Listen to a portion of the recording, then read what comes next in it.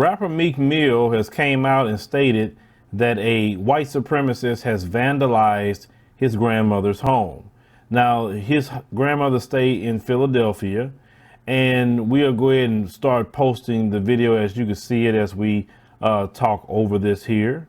So the rapper said that his grandmother used to live in an all-black neighborhood until gentrification came, and he also promised to give a little street justice to the perpetrator if he catches him. Because you know how the white supremacist is. They are people who are cowards. They will pick on elderly people, pick on children. This is usually what they do. Now, he stated on Instagram that a white man sprayed racial remarks on my grandmother's house last night in South Philly, referencing white privilege. The crazy part is that it was an all-black neighborhood 20 years ago.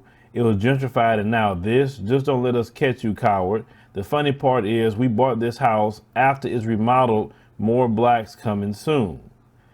Later, it was discovered the man wrote Acorn, which is, according to Meek and his team, is a reference to white power.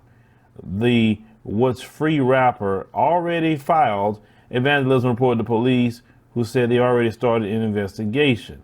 Now, the surveillance footage, of course, it came out, as we saw earlier, and, they definitely looking for the guy. If they catch him, we don't know.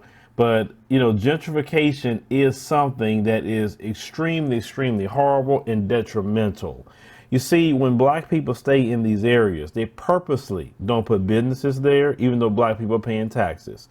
They purposely make sure that the property go down. They purposely don't patrol the neighborhoods a certain way. They don't keep it clean, etc. And then all of a sudden, the same so-called bad neighborhoods, which bad is code word for black, okay? So your so-called bad black neighborhoods, it's amazing how all of a sudden it's a good neighborhood when it's gentrified. I was just in a neighborhood here in where I'm located at today, and I was told that this particular neighborhood that I was in when I was meeting a brother, it was gentrified.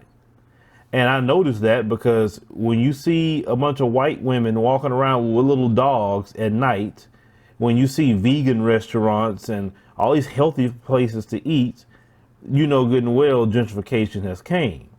In black neighborhoods, you don't get to eat vegan foods and all these nice little restaurants for your health. No, what you get? Fried chicken shacks, the Chinese restaurants, bunch of liquor stores, anything that's bad for your health, that's what they put in the black areas. But when it comes to the gentrification, then they put all the good things there. At the end of the day, racism is in every area in this country. Economics is definitely one of the main things that racism is seen in. And you see, when I talk about different things about, maybe we should start connecting more to African nations. It seems like some of you get bothered by it, but I see what these people are doing. They coming out of the rural areas and they coming back to the city, and they're not coming to live with you. They're coming to push you out. And that's what they do. They play on you not having a certain amount of economics, and they raise the taxes up on you. They do all kinds of things to kick you out. And they gonna keep doing that. They're not stopping no time soon. Now, I hope Meek Mill and find the person and have a conversation with him. That's all, just a conversation. But this is what you're going to have when you have gentrification. When all of them are coming in, of course, the white supremacists is going to come in with them.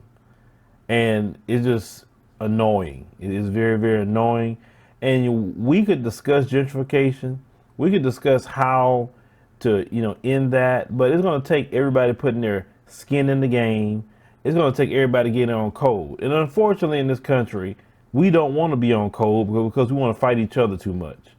Just because a person have a different idea than you, just because one person may be in a position that you want to be in and you feel they shouldn't be in that position. This is why we always stay behind. You notice when it comes to gentrification, they all on code, nobody fighting, everyone knows their position.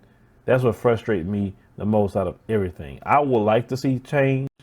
I would like us to do good in this country, but the route that we are today, it's like the one brother told me, You got 85% asleep, 10% that are awakened, but that 10% is abusing the 85, and only 5% that want to do the righteous thing. And that 5%, how could they sit there and carry the line for the other 95%? That is our problem. But leave me a comment, let me know what you think about this particular story with Meek Mill, gentrification, and what happened to his grandmother. We're going to keep seeing this as long as this keeps happening.